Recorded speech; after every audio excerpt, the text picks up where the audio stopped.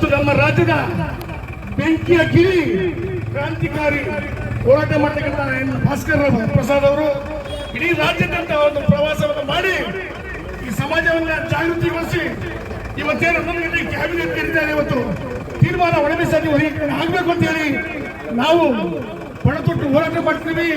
ಈ ಹೋರಾಟಕ್ಕೆ ಭಾಸ್ಕರ್ ಪ್ರಸಾದ್ ಅವರ ಹೋರಾಟಕ್ಕೆ ಎಲ್ಲ ಬಂಧುಗಳು ಬೆಂಬಲವನ್ನು ಸೂಚಿಸಿ ಅವರಿಗೆ ಸ್ವಾಗತವನ್ನು ಬಯಸ್ತಾರೆ. ದಯಮಾಡಿ ಭಾಸ್ಕರ್ ಪ್ರಸಾದ್ ಅವರ ಹೋರಾಟಕ್ಕೆ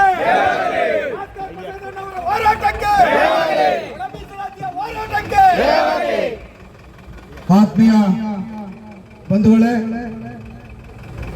ಈ ನಮ್ಮ ಕ್ರಾಂತಿಕಾರಿ ರಥಯಾತ್ರೆ ತಂಡವನ್ನು ಚನ್ನರಾಯಣ ಪಟ್ಟಣಕ್ಕೆ ತಾವೆಲ್ಲರೂ ಕೂಡ ಅಭೂತಪೂರ್ವಕವಾಗಿ ಸ್ವಾಗತ ಮಾಡಿಕೊಂಡಿದ್ದಾರೆ. ಮೊದಲನೇದಾಗಿ ತಮ್ಮೆಲ್ಲರಿಗೂ ನಾನು ವಂದಿಸುವವರಾಗಿದ್ದೇನೆ.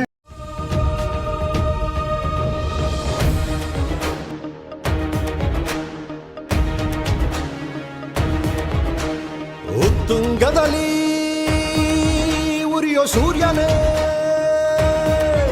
ನೀನು ದನೀರದವರ ಧೈರ್ಯವೋ,